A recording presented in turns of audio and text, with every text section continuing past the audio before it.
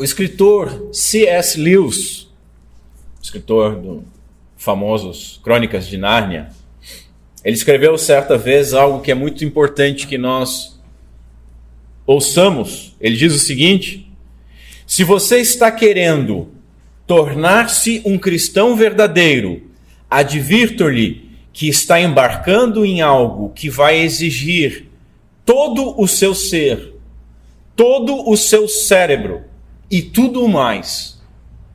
Tudo mais. Meus irmãos, nosso Senhor Jesus Cristo nos chamou para o seu reino, apresentando-se, revelando-se a nós como nosso Senhor e nosso Salvador. Nós não podemos tê-lo como Salvador se nós não o tivermos como Senhor. Ele nos chamou para sermos um com Ele, enxertados nele. Ele, nossa cabeça, e nós, o seu corpo místico. Nós, o seu povo, e Ele, o nosso Deus. Basicamente, então, o cristianismo é tudo ou nada.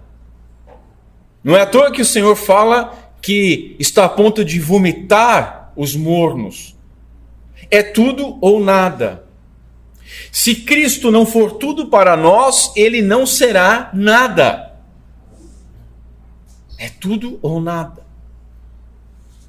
Como nós descreveríamos então, meus irmãos, o nosso relacionamento e o nosso envolvimento com o Senhor? É isso que nós vamos ver aqui no Evangelho de Jesus Cristo segundo Mateus, no capítulo 12, a partir do verso 28, quando a santa palavra do Senhor nos diz o seguinte: mas, se é por meio do Espírito de Deus que eu expulso demônios, então é chegado sobre vós o reino de Deus. Ou, como alguém poderá entrar na casa do homem valente e saquear os seus bens, sem primeiro não amarrar o valente? Somente depois saqueará totalmente a sua casa. Quem não está comigo, está contra mim. E quem comigo não ajunta, espalha. Até aqui. Curva a sua cabeça, vamos ao Senhor mais uma vez em oração. Senhor Deus, nosso Pai, em nome de Cristo Jesus, nosso Senhor e nosso Salvador, nós vamos até Ti, pedindo humildemente que o Teu Santo Espírito nos auxilie nesta manhã na compreensão da Tua palavra. Ajuda, Senhor, nas minhas debilidades. Ajuda todos os meus irmãos que vão ouvir esta palavra. Palavra que é Tua, povo que é Teu. Que nós possamos, Senhor, analisar, avaliar a nossa vida diante da Tua palavra, da verdade da Tua palavra, e movidos pelo Teu Santo Espírito, guardar, amar, de obedecer, nos posicionarmos, nos decidirmos de fato a respeito de um assunto tão importante. Nos auxilia, Senhor, para a glória do Teu santo nome. É o que nós te pedimos em nome de Cristo Jesus. Amém. Meus irmãos, esse provérbio do nosso Senhor Jesus Cristo, ele trata de um assunto vital a todos nós e ao mundo inteiro. Mateus, ele registrou isso no contexto daquele grandioso milagre realizado num cego e mudo que estava possuído por um demônio. Nas duas últimas oportunidades, nós vimos que a multidão que presenciou esse milagre, ela ficou perplexa, cogitando a possibilidade de Jesus ser o Messias. Os fariseus responderam a isso com uma grande blasfêmia, acusando Jesus de agir pelo poder de Satanás. Jesus, ele argumentou então que nenhum reino dividido pode se manter. Depois disso, fez uma gloriosa declaração, afirmando que, se ele expulsava demônios pelo poder do Espírito de Deus, pelo Espírito Santo, então o reino de Deus havia chegado. Por fim, Jesus ilustrou isso com a parábola do homem valente que tem os seus bens saqueados por um homem mais valente que o amarrou, por um homem superior que o amarrou. Esse provérbio que nós vamos focar a nossa atenção hoje, ele está ligando esta declaração da chegada do reino, ligando isso às admoestações futuras a respeito do pecado imperdoável, do conhecimento da árvore pelos seus frutos e do julgamento das nossas palavras. E notem que essas três coisas são basicamente a mesma coisa. Seremos julgados pelas nossas palavras, que são também os frutos pelo qual nós seremos conhecidos. E esse fruto pode ser também o pecado imperdoável. Hoje, então, meus irmãos, nós veremos que o cristianismo, ele não permite uma posição de neutralidade. Porque aqueles que não estão intimamente aliados com Jesus Cristo são, por ele, declarados seus inimigos. Depois nós veremos que quem não trabalha junto com Jesus está trabalhando contra ele. Muitos, crendo que, eu faço o suficiente, tá bom assim. Esses estão trabalhando contra Jesus por causa da sua passividade, por causa do seu comodismo ou por causa da sua omissão. Por fim, nós veremos que quem não está ajuntando com Jesus está espalhando. E assim todos nós somos chamados a uma decisão. O que faremos com Jesus e o que faremos por Jesus? Meus irmãos, nós precisamos saber se estamos realmente comprometidos com o rei deste reino que chegou e nós fomos chamados. Jesus declarou que aquele que não estiver com ele é seu inimigo e trabalha contra ele. E essa é uma grande e uma solene advertência. O nosso Senhor não jogava palavras ao vento. E essa palavra é muito forte para nós passarmos por ela como se nada fosse. Se nós estivermos errados quanto a isso, nós podemos hoje nos arrepender e mudar. Contudo, no caso de nós estivermos errados e nos mantivermos errados, ou nos mantivermos nos enganando, talvez vivendo numa posição neutra, cômoda, nominal, que tem nome de cristão, mas não é cristão de fato, indiferente ou talvez omissa, nós poderemos descobrir tarde demais que nós estávamos contra o Todo-Poderoso, Filho de Deus. E aí só restará choro e ranger de dentes. Nós precisamos entender que se identificar como crente, que ter uma Bíblia, que vir à igreja aos domingos, pode significar muito pouco. E para muitas pessoas isso é tudo que é feito. Eu temo, e digo isso com dor no coração, que muitos que me ouvem semanalmente não diferem absolutamente nada das pessoas que estão fora da igreja. Naquilo que amam, naquilo que fazem, naquilo que pensam e naquilo que desejam. Eu temo que muitos que me ouvem semanalmente não morreram para si mesmos, não foram regenerados pelo Espírito Santo de Deus e que estão se enganando sobre um assunto tão sério e tão urgente. E que Deus tenha misericórdia de nós e nos auxilie. Assim, meus irmãos, em primeiro lugar, quem não for aliado de Jesus é seu inimigo. A primeira coisa que nós precisamos ver a respeito disso é que esse provérbio não está em contradição com o provérbio registrado em Marcos capítulo 9. Aqui nós lemos o seguinte, prestem atenção: quem não está comigo está contra mim. E lá em Marcos parece algo diferente, que diz o seguinte: quem não é contra nós é por nós. Será que há uma contradição aqui? Nós precisamos lembrar das regras básicas de interpretação de um texto. Porque um texto fora de contexto é pretexto para erro, para heresia e para engano. Todo texto que nós vamos ler, ele precisa ser analisado primeiro no seu contexto imediato, na frase que foi falado, depois no contexto geral daquele capítulo ou até do livro inteiro e por fim no contexto mais amplo de toda a Escritura Sagrada. Qual o contexto destes dois casos? Primeiro em Marcos. Marcos, o assunto era o serviço.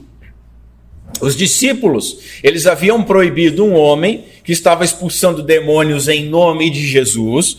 Eles haviam proibido ele de fazer isso, por quê? Porque este homem não andava com os discípulos. Jesus então diz para eles que eles não deveriam proibi-lo, porque quem não é contra nós é por nós. Ou seja, nós podemos aprender disso que quando nós vamos julgar outras pessoas, nós devemos ser generosos, nós devemos esperar o melhor delas. E se a pessoa não for contrária ao Evangelho, nós devemos tratá-la como uma possível aliada do Evangelho e da nossa causa e do nosso Senhor. Mas note, não há neutralidade, é contra ou a favor.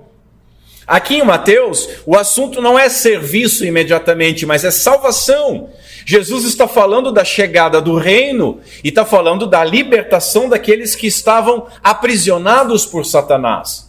E então, neste contexto, quem não está com Jesus está contra ele. Por quê? Porque não há meio termo. Porque não há quase salvo, não há meio salvo, ou é não salvo, ou é escravo ou é liberto. Quando, então, nós podemos tirar uma lição imediata, quando nós vamos examinar a nós mesmos, os outros nós devemos ser benevolentes, mas quando vamos examinar a nós mesmos, nós devemos ser radicais. Vendo qualquer hesitação nossa, qualquer omissão, qualquer sinal de neutralidade como um sinal evidente de rebeldia e desobediência. Nós temos que ter misericórdia com os outros, não de nós. Não há contradição, então, nesses provérbios, porque eles apontam para a impossibilidade de se manter uma posição neutra em relação a Cristo Jesus. Portanto, não há posição neutra sobre Cristo. Não há possibilidade. Existem assuntos no nosso dia a dia, meus irmãos, onde a neutralidade ela pode ser um sinal de sabedoria e de prudência. Muitas discussões infrutíferas, muitas brigas por questões de opinião, elas poderiam ser evitadas com uma pequena dose de prudência, quando nós temos certeza de alguma coisa. Se nós temos certeza de alguma coisa, sejamos prudentes, não precisamos sair chutando a canela dos outros. Mantenhamos firme a nossa posição, sem bater boca. Ou então com uma posição de neutralidade, quando, em primeiro lugar, nós não temos certeza, e isso a gente vê demais, pessoas que não têm certeza de nada, brigando pela incerteza que acham que possuem. Então, se você tem incerteza, fica tranquilo, não vai brigar pelo que você não sabe. Ou quando o assunto não é vital. Existem tantos assuntos supérfluos no nosso dia a dia, que nós brigamos. Tem gente que se mata por time de futebol. Existe alguma coisa mais patética do que isso? Só que em outros assuntos, meus irmãos, a neutralidade ela é um sinal claro de covardia. Nós estamos vendo isso no nosso campo político nos nossos dias. Sabe, o isentão, o limpinho, o neutro. Ah, eu não sou isso nem aquilo. Vai se ferrar junto com todo mundo. Não há. É burrice. É omissão, é covardia. Nós vemos isso também na igreja. Nos nos nossos irmãos em Cristo que não são confessionais, aquelas igrejas que não têm uma confissão de fé, que são cambaleantes, eles são movidos por qualquer vento de doutrina, eles são sedentos por uma novidade, por um novo mover. Em relação a Cristo, meus irmãos, e ao seu reino, há uma guerra ativa. Esse é o contexto imediato. É o valente sendo amarrado pelo mais valente e tendo a sua casa saqueada, porque o reino de Deus chegou. E se nós não estivermos ao lado do Senhor que veio libertar, nós então estaremos amarrados ao lado do valente. Se nós não estivermos saqueando, nós precisamos ser saqueados, nós precisamos ser resgatados. Entende isso? Não há meio termo. Não há uma posição neutra onde você pode ver as pessoas trabalhando com o Senhor e as pessoas escravas de Satanás e dizendo, não, eu estou aqui, eu estou tranquilo. Eu faço o suficiente, eu venho na igreja, eu trago a minha Bíblia, eu dou uns 2 pila de oferta. Quem não está comigo, ou quem não estiver ao meu lado, disse o Senhor. Note, isso não está apontando para um grupo específico, mas está apontando universalmente para toda pessoa. Por quê? Porque absolutamente ninguém pode permanecer neutro diante do reino de Deus. Não há possibilidade de neutralidade, meus irmãos, quando nós estamos falando de coisas, de questões como vida e morte, bênção e maldição, escravidão ou libertação. Não há neutralidade. Além de repreender os fariseus, Jesus estava advertindo aquela multidão perplexa. E ele está ainda hoje advertindo todos que se encontram numa perigosa posição indefinida. Conforme nós vimos no Sermão do Monte, o cristão, ele é chamado a viver numa contracultura, e esse termo é de John Stott. O cristianismo é contracultural. Há um radicalismo a respeito da nossa posição com Jesus. Como há uma posição radical e definida sobre escravo e livre, sobre morto e vivo. É radical, é absoluto. É ou não é, é 8 ou 80. Se nós não estivermos justificados em Cristo, nós estaremos fora dele. E fora dele nós estamos como? Condenados. Em relação a Cristo e ao cristianismo, existem apenas 2 lados, 2 partidos, 2 possibilidades. Portanto, o cristianismo, ele até pode ter simpatizantes, mas o crente não pode ser um deles. O crente não pode ser um simpatizante apenas. Veja, a parte daqueles que se intitulam ateus, satanistas ou marxistas sinceros, né? Nós quase nunca ouvimos um incrédulo dizer o seguinte, eu sou contra Jesus. A gente não vê. A gente vê isso nos ateus, nos satanistas e nos marxistas sinceros, porque tem os marxistas imbecis, insinceros, enganados. O que as pessoas dizem a respeito de Jesus? Elas dizem o seguinte, eu não acredito nele. Ou então, ele é só mais um Deus, é só mais um caminho, é só mais um bom homem. Ou então, tudo bem, mas eu não preciso dele. Eu não preciso desta muleta. No mundo universalista como o nosso, onde acredita-se que todos os caminhos levam a Deus e que a verdade é relativa, Jesus, ele pode ser até visto com simpatia, como mais uma verdade, porque a verdade é relativa, é a sua verdade, não é a minha, e vamos seguir, vamos dar as mãos e bater palmas para o pôr do sol. É só mais um caminho, você traça o seu, eu traço o meu. Muitos consideram que Jesus foi um bom homem, um revolucionário, um grande exemplo de um revolucionário pacifista, um mártir, um homem que deixou uma grande lição. Infelizmente, essas pessoas estão erradas em relação à vida, porque quem não tem Cristo não possui vida eterna.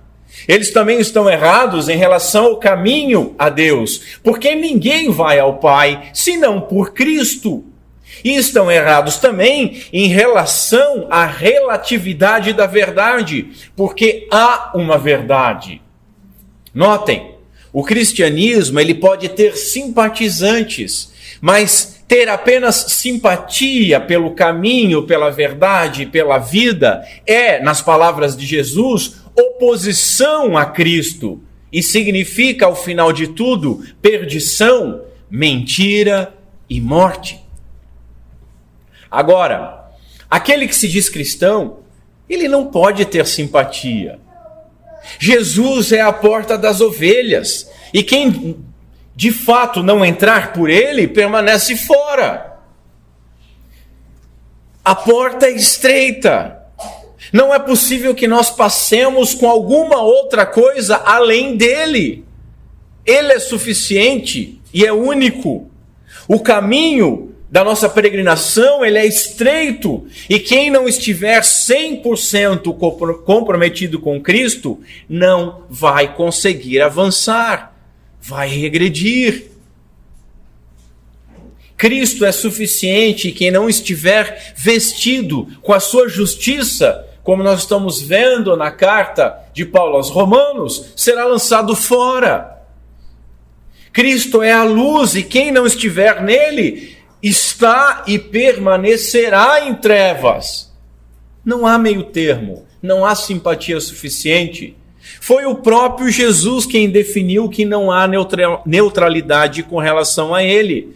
Quem não é ao meu favor é contra mim, diz uma tradução. É contra. Ou seja, opõe-se a ele. Estar meio comprometido com Jesus é estar totalmente contra. Guardem isso. Estar quase certo sobre algum assunto, e principalmente no assunto com relação a Jesus Cristo, é estar totalmente errado. Se há alguém que não é politicamente correto, é o nosso Senhor Jesus Cristo. Ele não é politicamente correto. Ele que é o justo juiz, que é o todo-poderoso, Filho de Deus, o princípio e o fim de todas as coisas, ele não é politicamente correto. O reino de Deus é inclusivista, em primeiro lugar. E ao mesmo tempo, ele não é inclusivista. O que eu quero dizer com isso? Ele é inclusivista porque todo aquele que crer no Evangelho de Jesus Cristo será salvo. Todo aquele, qualquer um que crer será salvo. Mas ele não é inclusivista ao ponto de desconsiderar a exclusividade da fé que envolve o total comprometimento ao único mediador entre Deus e os homens, Jesus Cristo nosso Senhor. E esse comprometimento, ele nos leva ao segundo ponto. Quem não trabalha junto com Jesus, trabalha contra ele. Trabalhar contra Jesus, meus irmãos, é o trabalho de Satanás. Veja, os fariseus acusaram Jesus de ter um compromisso com Satanás. E aqueles que não auxiliam Jesus é que fazem o trabalho de Satanás. Porque o próprio Satanás, ele não é, obviamente, com Jesus, mas ele é contra Jesus.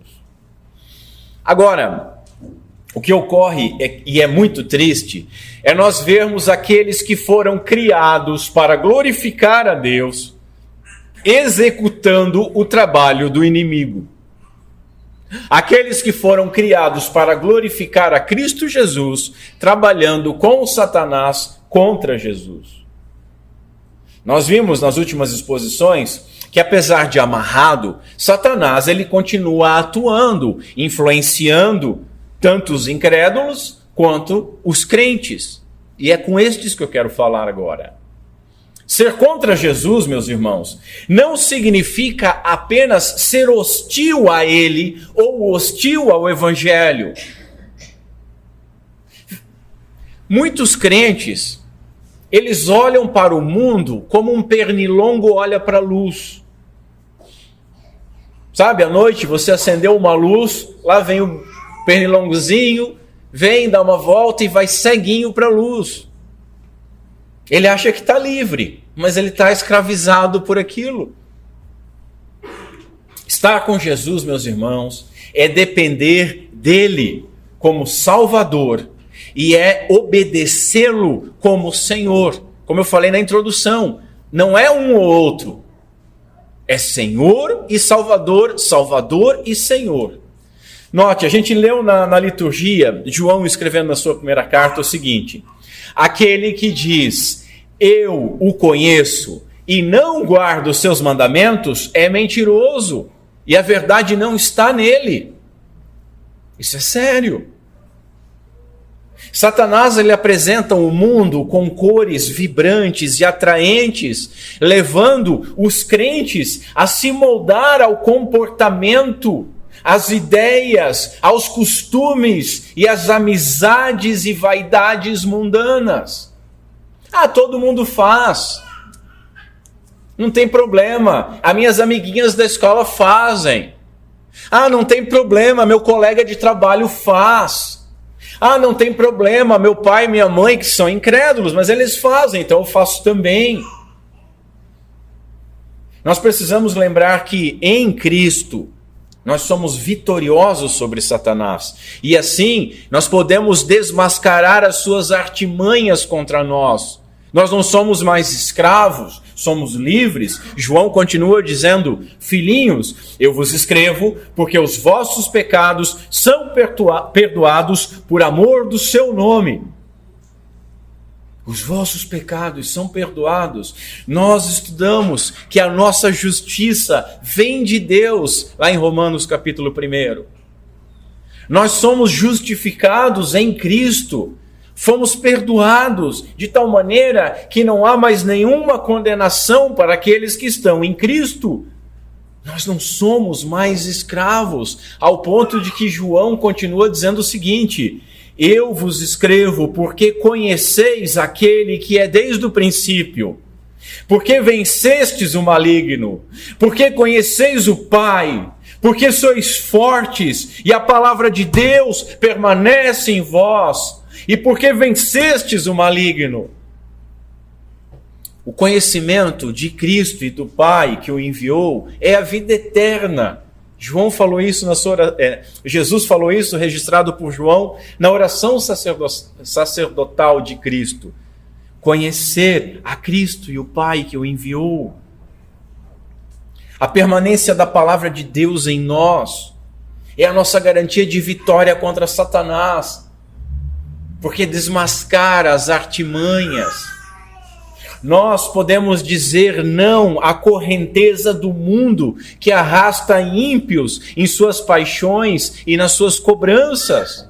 De tal maneira que João conclui dizendo o seguinte: não ameis o mundo, nem o que nele há, porque se alguém ama o mundo, o amor do Pai não está nele. Porque tudo que há no mundo, o desejo da carne, o desejo dos olhos e o orgulho dos bens, não vem do Pai, mas vem do mundo.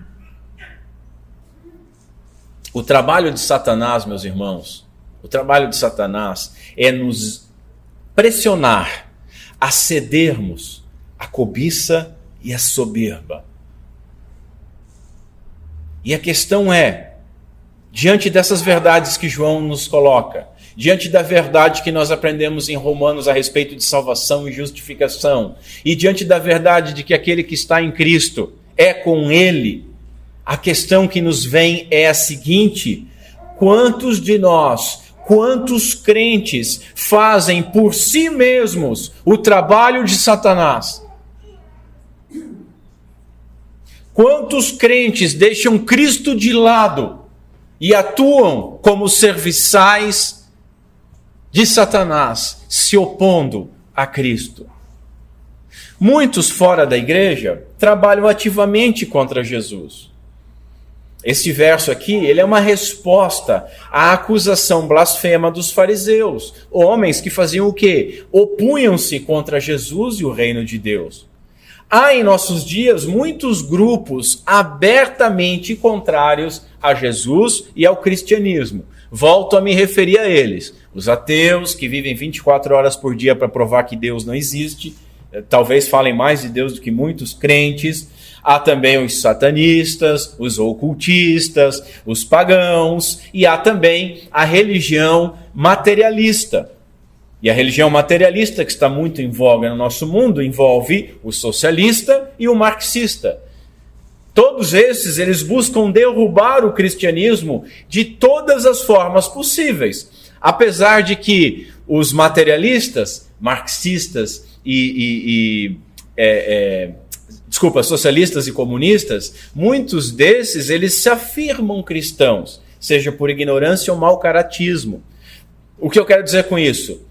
Que há pessoas que trabalham abertamente contra Cristo. Há também aqueles que saíram do nosso meio, mas não são dos nossos, segundo João. Pessoas que são falsos mestres, falsos crentes, crentes cismáticos, crentes nominais, tem nome daquele que está vivo, mas não está vivo. Se afirmam cristãos, mas não são cristãos, porque não creem e não vivem. E também os hereges. Esses se opõem abertamente. E este verso, ele é um elo para as próximas admoestações a respeito do tão temido pecado imperdoável. Essas pessoas que estão contra Cristo, contra Jesus e contra o seu trabalho, elas estão sempre pecando contra o Espírito Santo. João chama essas pessoas de anticristos, porque elas estão sempre atacando a santa pessoa da Trindade, que poderia regenerá-los, de tal maneira que elas queimam a ponte, elas eliminam qualquer chance de redenção nas suas vidas. Se você estiver entre esses, se arrependa antes que seja tarde. Se aquele, Calvino diz o seguinte, se aquele que não ajuda merece ser reconhecido entre os inimigos, então o que se dirá de você, cuja fúria furiosa o leva a uma oposição declarada ao Senhor? Mas, meus irmãos, o foco maior desta mensagem é a outros tantos que trabalham passivamente contra Jesus dentro das igrejas. Dentro das igrejas. Jesus repreendeu aquela multidão que estava perplexa e duvidosa ao deixar claro que não segui-lo de todo o coração é tão perigoso quanto a total oposição. Isso que nós precisamos entender. Não seguir de todo o coração é pisar no sangue, é cuspir na face do nosso Senhor. Ah, mas veja bem, não tem veja bem, não sou eu que estou falando, é o Senhor que falou. Nós encontramos, infelizmente, muitos destes chamados crentes nominais, que não seguem Jesus de todo o coração. Pessoas que apenas assistem os cultos, pessoas que não se envolvem em nada com o Senhor. E a prova dessa omissão é que elas também não se envolvem em nada relacionado ao trabalho da igreja. Parecem pessoas que vão a um restaurante e esperam ser servidos pelo garçom, pelos cozinheiros, pelas pessoas que vão lavar os pratos e limpar o chão depois.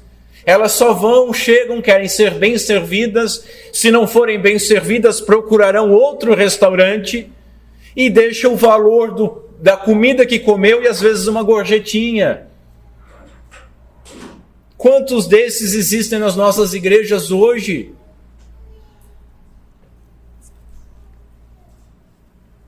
Nós não fomos chamados, meus irmãos, a assistir cultos, mas a cultuar junto com os irmãos, onde todo o trabalho aqui é de cada um de nós, a responsabilidade de cada um de nós. Quem não ajuda Cristo opõe-se a Ele, ajudando ao diabo. Então nós precisamos nos envolver com as coisas de Deus. Como? Participando, ministrando, ofertando, mantendo a ordem da organização, proclamando o Evangelho aonde nós estivermos. Mas aí aqui, alguns param aqui e impõem aquela divisão entre os leigos e os ministros. E aí fica batendo em você que não tem algum cargo na igreja, como se os ministros, que trabalham desde a pregação do evangelho até a manutenção e limpeza do templo, ou a pregação do evangelho lá fora como missionário, como alguém especial. E você, tadinho, você é o leigo. E aí ficam batendo, você tem que dedicar a sua vida para o Senhor, tem que largar tudo para dedicar a sua vida para o Senhor. Essa é uma questão, uma linha tênue entre o engano e o erro. Porque, meus irmãos, existem dois tipos de serviço religioso e nós somos chamados a realizar um deles. Além do serviço religioso pela igreja, pela instituição, há o serviço religioso comum e diário. E é nesse serviço religioso comum e diário que nós vamos mostrar o nosso comprometimento total ou não com o Senhor. Se nós estamos ou não com Ele ou contra Ele. Se nós estamos ajuntando com Ele ou espalhando. Além da devoção e obediência a Cristo, nós demonstramos que estamos com Ele quando nós servimos as pessoas em nosso trabalho, em nosso estudo, no nosso dia a dia, nos nossos lares. Ser cristão não é vir para a igreja no domingo e depois ir para casa e viver a sua vida. Ser cristão não é simplesmente dedicar a sua vida a sair pelo mundo pregar o evangelho, mas cada um de nós no nosso dia a dia foi chamado ou a estar com Cristo, ou ser contra Ele, ou a trabalhar com Ele, ou a espalhar. Nós ajuntamos com Cristo quando nós usamos a nossa vocação, o nosso trabalho, aquilo que nós fomos chamados a fazer, desenvolvendo ele como para o Senhor e não para homens. Quando nós auxiliamos a dirimir o mal e a necessidade deste mundo. O bispo Ryle, ele faz uma provocação maravilhosa. Ele diz o seguinte, que todos nós nos esforcemos por deixar este mundo melhor do que aquele que nós nascemos. E meu querido irmão, não interessa qual é a sua visão escatológica, se você acha que o mundo vai ficar bonitinho para Jesus voltar, ou se o mundo vai ficar um pandemônio e um inferno para Jesus voltar. Não importa a sua visão escatológica, importa que nós fomos chamados a fazer o bem e a dirimir o mal e ajudando aos necessitados deste mundo. Às vezes as pessoas dizem, eu não vou me envolver com isso, não vou me envolver com política, não vou me envolver com aquilo ou com aquilo outro. Isso é ser contra Cristo, contra o seu chamado, isso é desobediência. Na criação, meus irmãos, todos nós recebemos ordens de Deus. A primeira ordem de Deus é amar a Ele sobre todas as coisas. E isso, na teologia pactual, a qual nós nos comprometemos como reformados, é chamado de mandato espiritual. Depois, nós recebemos a ordem de Deus de amar o próximo como a nós mesmos. E isso é chamado de mandato social. Mas há ainda um terceiro mandato, chamado de mandato cultural. Este último mandato, ele é subordinado aos dois primeiros. E aqui é que erram os esquerdistas e principalmente os crentes progressistas, os crentes marxistas, aqueles crentes de teologia da libertação ou de missão integral. Esquecem que, sem amar a Deus sobre todas as coisas e ao próximo como a você mesmo, subordinado a amar a Deus sobre todas as coisas, você pode dar o seu corpo para ser queimado e ainda assim você não está demonstrando amor nem obediência. Mas amar a Deus sobre todas as coisas e o próximo como a você mesmo envolve necessariamente a sua ação neste mundo, em tudo aquilo que você puder fazer. Eu não posso mudar o mundo. Ninguém aqui foi chamado para mudar o mundo. Mas todos nós fomos chamados para fazer aquilo que é possível ao alcance do nosso braço. Na nossa esfera de atuação, nós temos que agir e não ser omissos. O mandato cultural é subordinado aos dois primeiros. E o que envolve esse mandato?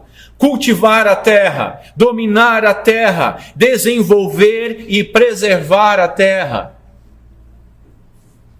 O crente ele foi redimido da poluição, da queda, do pecado e da condenação. E ele é levado de volta como um crente redimido, como luz para a criação, que foi feita por Deus como muito boa. Meus irmãos, entendam o seguinte, e prestem atenção nisso que eu vou falar. Nós não somos salvos para sermos levados ao céu imediatamente. Tem gente que acha que foi salvo só para ir para a glória, só para a glorificação. Nós fomos salvos para sermos santificados aqui na terra. E como nós somos santificados? Somos santificados enquanto nós trabalhamos pelo desenvolvimento social, pela diminuição das necessidades, amando ao próximo e ao Senhor nas nossas vocações, no nosso trabalho, naquilo que nós podemos fazer, buscando glorificar a Deus, buscando ser um pequeno reflexo da luz redentora para o próximo.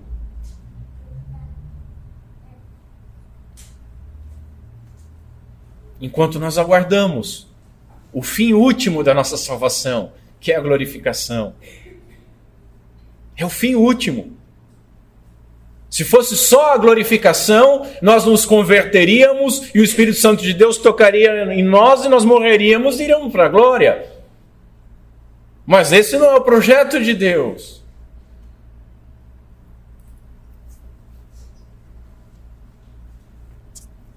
E eu não tenho medo de falar essas coisas e parecer ser um progressista cristão.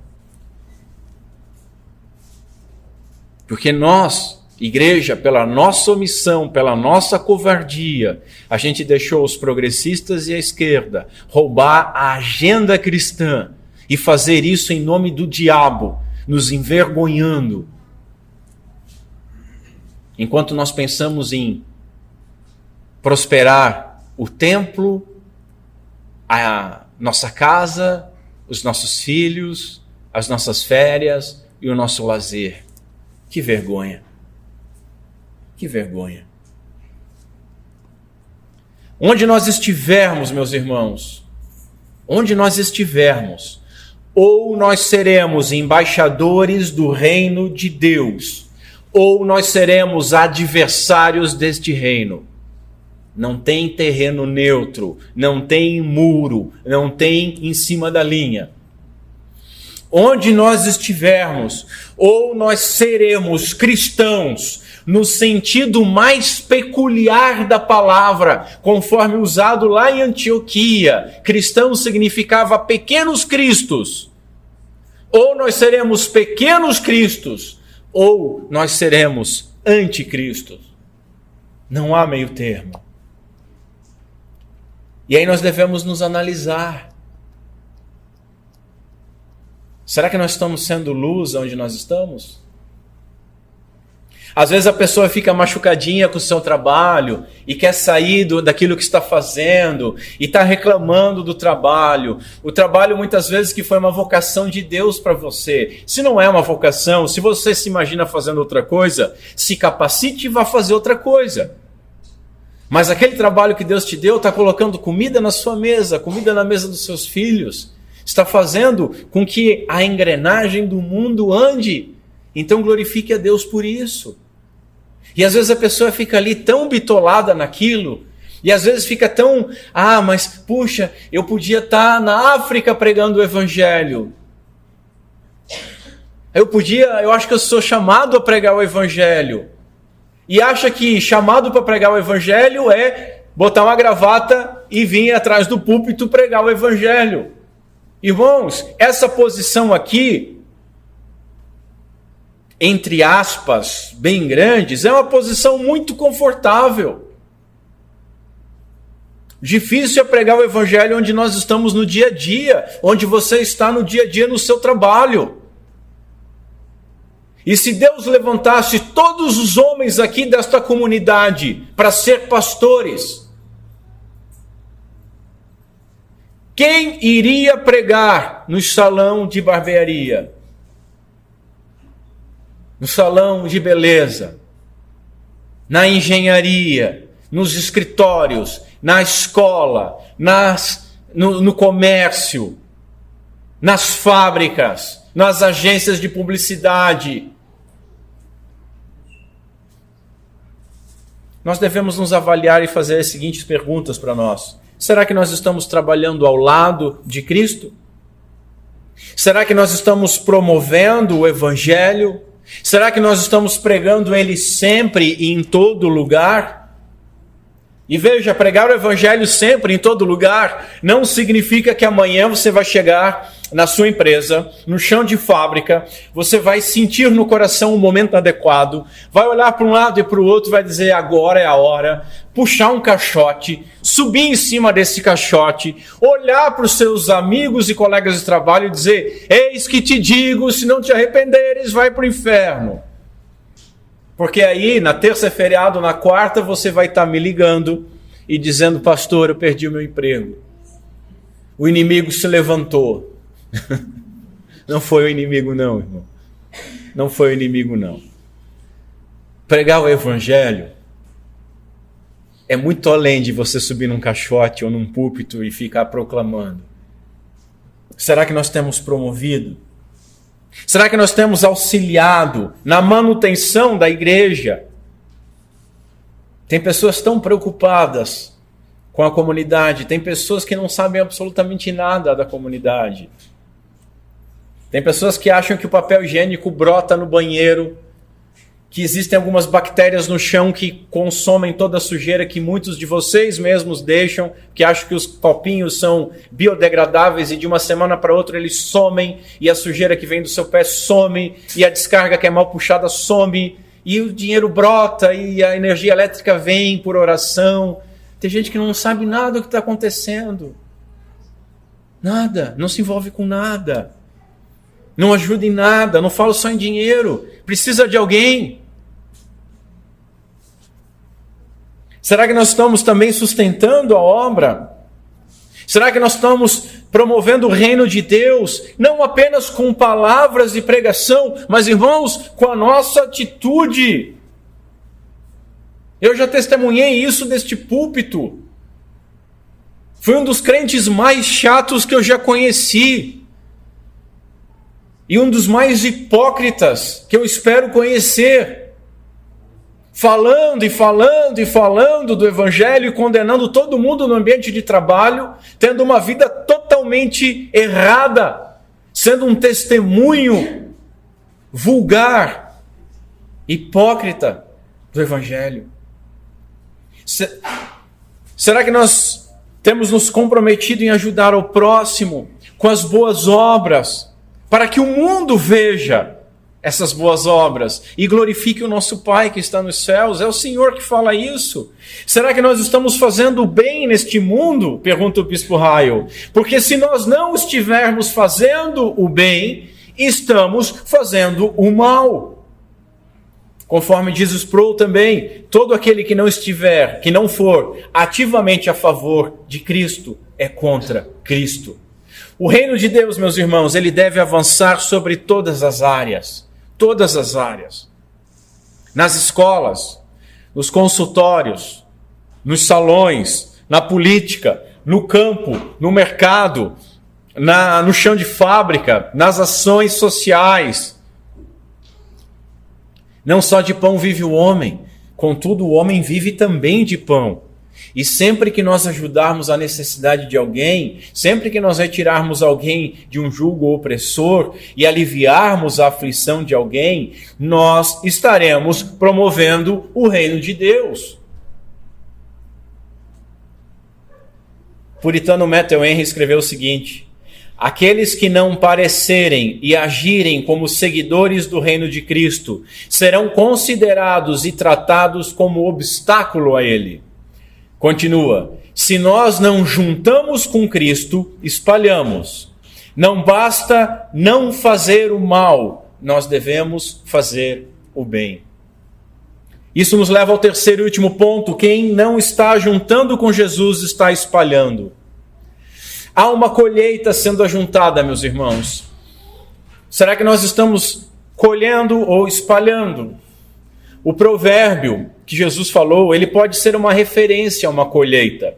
Nós poderemos traduzir o texto da seguinte maneira: quem não trabalha comigo, ajuntando, colhendo ou recolhendo, na verdade trabalha contra mim, espalhando.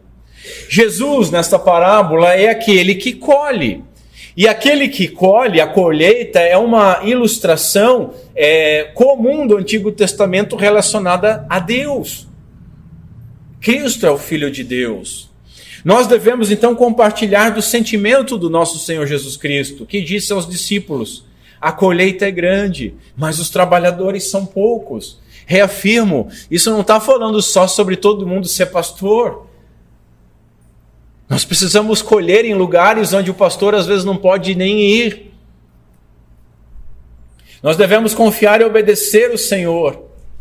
Ele diz o seguinte: orem ao Senhor da colheita e peçam que Ele envie mais trabalhadores para os seus campos. Contudo, meus irmãos, nós sabemos que não basta orar. Nós devemos também nos envolver. Nós devemos lembrar das suas ordens. Portanto, vão e façam discípulos de todas as nações, batizando-os em nome do Pai, do Filho e do Espírito Santo. Ordem essa, reafirmo, que não é limitada a pastores e a missionários, mas é uma ordem para todos nós. Todos nós.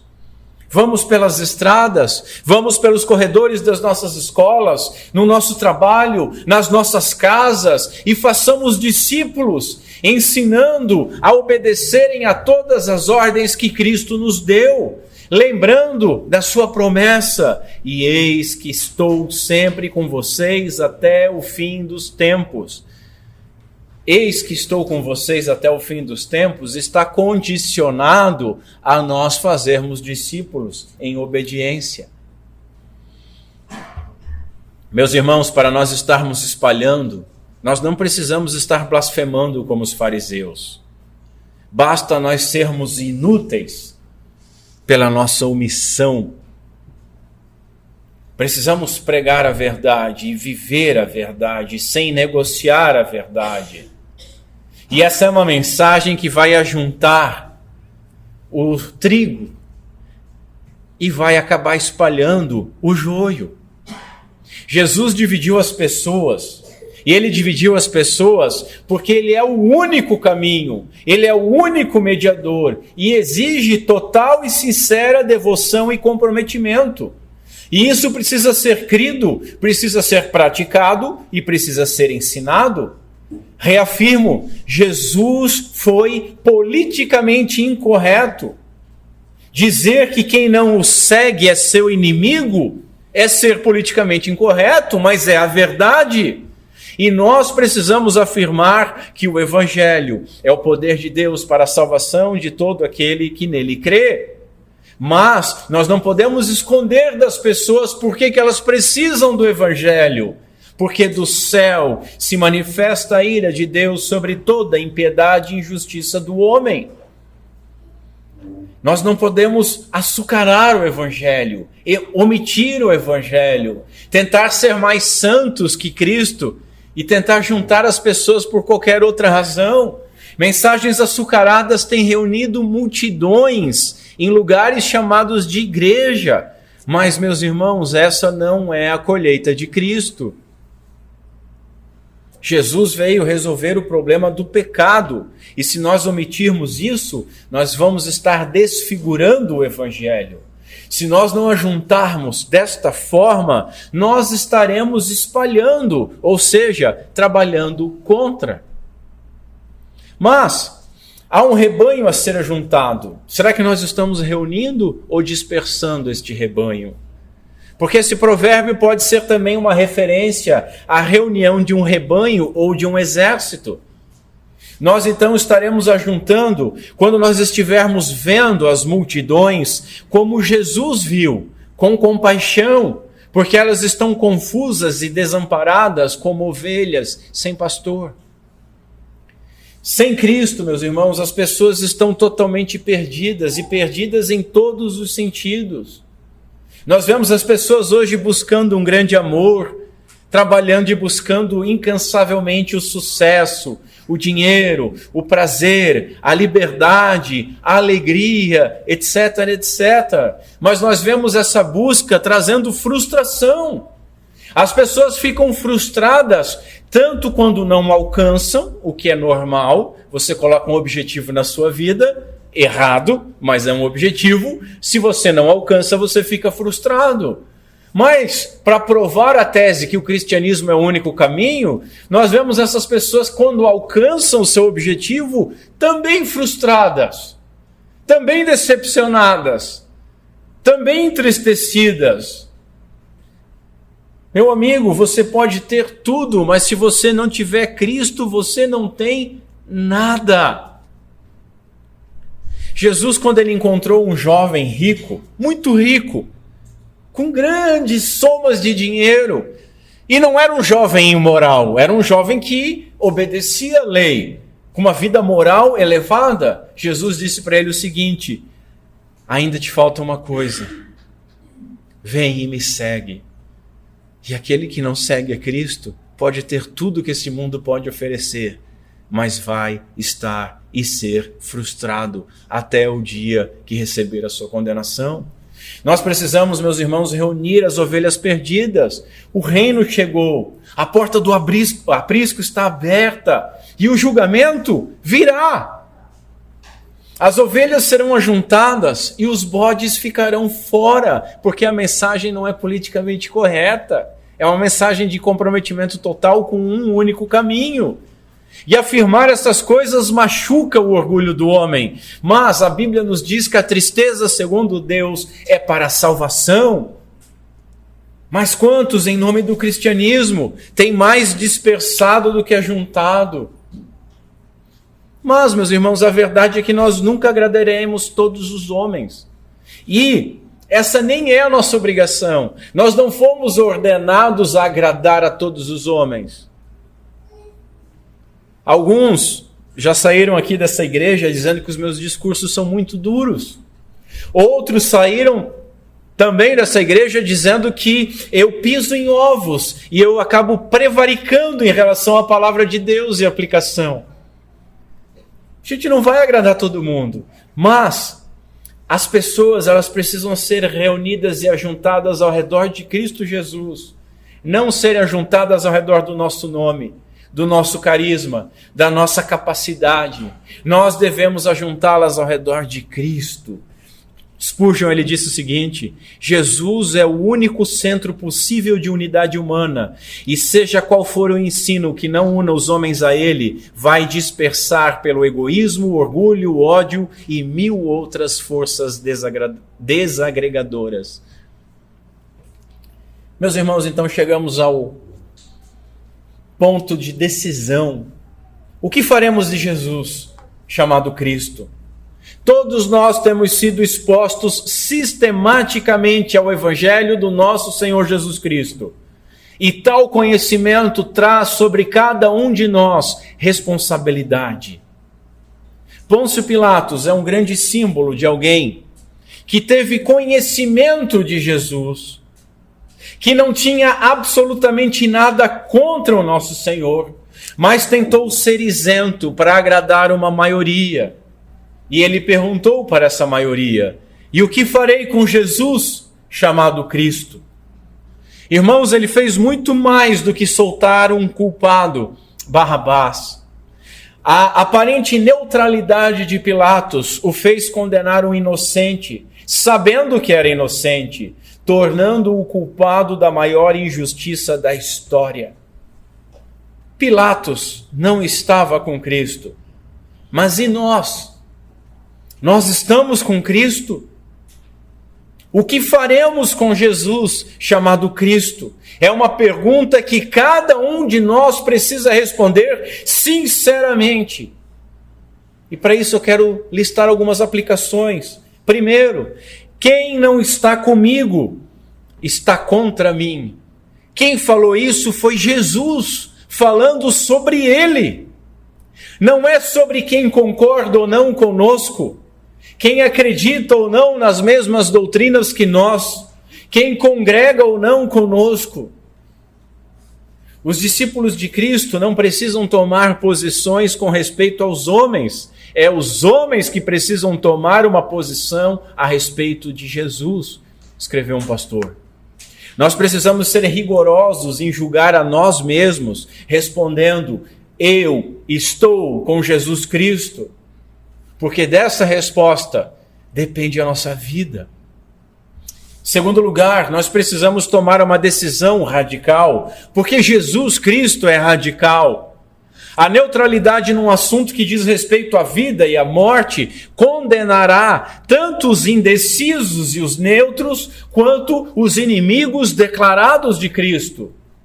Nós seremos julgados pelas nossas palavras, e tentar não parecer um fanático, ou tentar seguir Jesus de longe, não estando de fato com ele, é estar contra ele. Existe apenas dois reinos. Ou melhor dizendo, existe apenas um reino e um cárcere. O reino de Deus ou o cárcere de Satanás. A casa que Jesus tem que entrar para saquear. Será que nós já fomos retirados dessa casa? Ou será que ainda estamos aprisionados, necessitando de libertação? Terceiro, ele é o Rei dos Reis, portanto, nós precisamos obedecê-lo. E ele nos chamou para o reino de Deus, portanto, nós precisamos trabalhar por esse reino. Devemos trabalhar na obra, sustentando o ministério, proclamando o evangelho onde nós estivermos. Devemos fazer tudo em todo o tempo com excelência para a glória de Deus. O que nós não podemos fazer é nada. Viver como se nada fosse necessário. Eu não misturo estas coisas. Religião é no domingo. Não! Não podemos fazer isso. Porque as nossas atitudes, as nossas ações ou as nossas omissões, se não estiverem ajuntando, estão espalhando. Assim, meus irmãos, um mau profissional, um mau pai, um mau aluno, um mau filho, um mau motorista está espalhando. Quarto, muitos tentam ser neutros, discretos, isentos, temendo críticas ou perseguições. Contudo, o próprio Senhor disse o seguinte: não temam aqueles que podem matar o corpo, eles não podem tocar na alma. Temam somente a Deus, que pode destruir no inferno tanto a alma quanto o corpo. Digam e façam eles o que quiserem contra nós. Tomemos a nossa cruz, porque Jesus disse que quem não tomar e seguir a Ele não é digno dele. Mas quem abrir mão da sua vida por causa de Cristo, a encontrará. Será que nós já abrimos mão da nossa vida? Ou nós só acrescentamos o cristianismo à nossa vida? Num lugarzinho ali, não tão escondido, mas também não tão de destaque, só para aplacar a nossa consciência. Como Paulo escreveu, Por amor de ti, somos entregues à morte todos os dias. Fomos considerados como ovelhas para o matadouro, mas em todas essas coisas somos mais que vencedores por meio daquele que nos amou. Quinto, muitos acham que é fanatismo, como o texto que eu enviei para os irmãos, essa visão dualista, único caminho ou perdição, verdade ou mentira, vida ou morte, tudo ou nada. Mas é isso. Jesus, ele veio reunir o seu povo. E se esse dualismo nos incomoda, talvez nós não sejamos do seu povo. Um teólogo disse que Jesus é o imã dos séculos. Você já viu um imã? De um lado ele atrai, de outro lado ele repele o metal. O nosso Senhor ou atrai ou repele. O Senhor veio buscar e reunir os seus, mas veio também separar. Ele mesmo disse: não imaginem que vim trazer paz à terra. Não vim trazer paz, mas espada. Eu vim pôr o homem contra seu pai, filha contra sua mãe e nora contra sua sogra. Por quê? Porque ele é o único caminho, verdade e vida. Ou nós estamos intimamente associados com Jesus, ou estaremos contra ele. Após iniciar com uma citação do C.S. Lewis, eu quero, nessa reta final, encerrar. Ele escreveu o seguinte, e não se escandalize porque as palavras são fortes. Um homem que fosse meramente um ser humano e dissesse as coisas que Jesus disse, não seria nenhum grande mestre moral. Ou ele seria um lunático, ou então seria o demônio do inferno. Você, nós, pode fazer uma escolha, pode descartá-lo como um louco, ou pode cuspir nele e matá-lo como se fosse um demônio. Ou então, você pode cair de joelhos e chamá-lo de Senhor e Deus. Agora, não venha com qualquer tipo de baboseira paternalista, dizendo ter Jesus sido algum mestre de moral. Ele não deu essa alternativa e nem pretendia dar. Ou é Deus, ou não é. Ou nós estamos com ele ou contra ele. Infelizmente, vocês podem me ouvir todo domingo e permanecer longe dele. Eu posso falar todo domingo e permanecer longe dele. Nós podemos achar que apenas vir à igreja nos faz cristãos. Mentira! Nós precisamos escolher um lado. Não podemos agradar a Deus e aos homens. Não podemos agradar a Cristo Jesus, nosso Senhor, e a nossa própria carne. Ou nós estamos no reino de Deus, ou no cativeiro de Satanás, observando a Cristo de uma distância segura, mas presos e condenados. O reverendo Hernandes disse algo maravilhoso. Até a indecisão é uma decisão. A decisão de não decidir. Quem não se decide por Cristo, decide-se contra Cristo. Quem com ele não ajunta, espalha.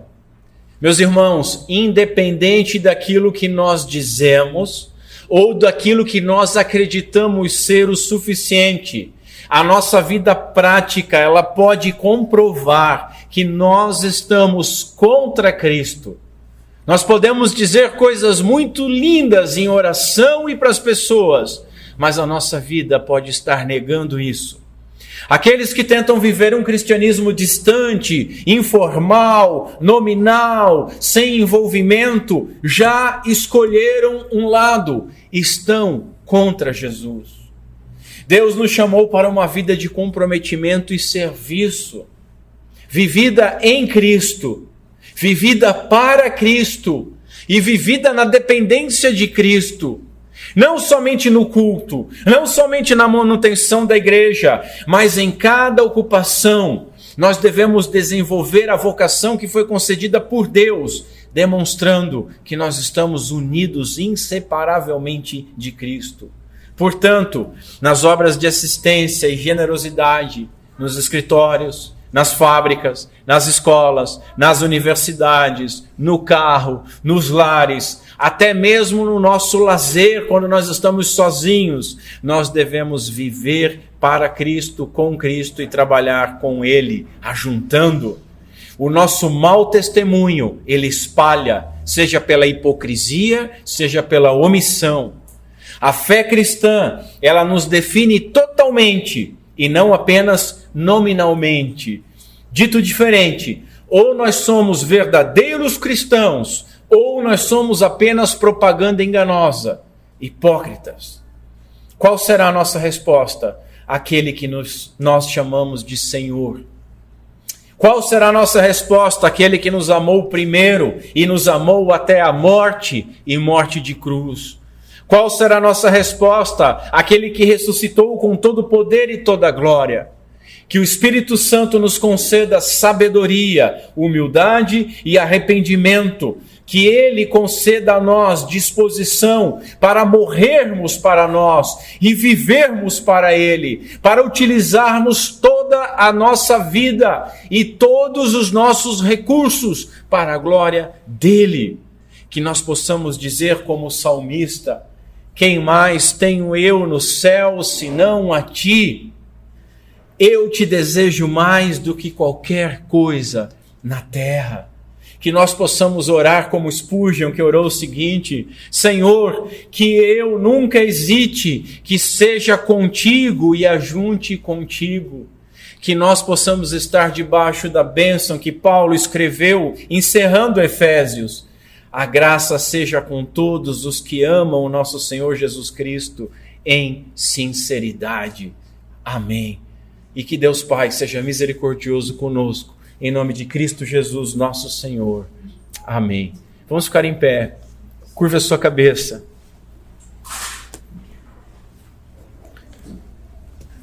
Vamos ao Senhor em oração.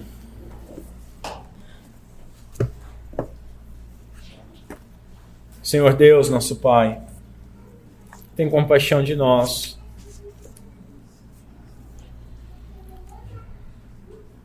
Nós pedimos, Senhor, em nome de Cristo, que aqueles que estavam distantes, descomprometidos, que aqueles que não haviam compreendido o Evangelho, que aqueles que nunca ouviram o Evangelho, que aqueles que tiveram os seus ouvidos, os seus olhos abertos hoje, possam ser salvos por Tua graça e misericórdia, e possam ser fortalecidos e unidos a Ti de tal maneira que vivam para Ti, unidos a Ti, contigo, ajuntando contigo.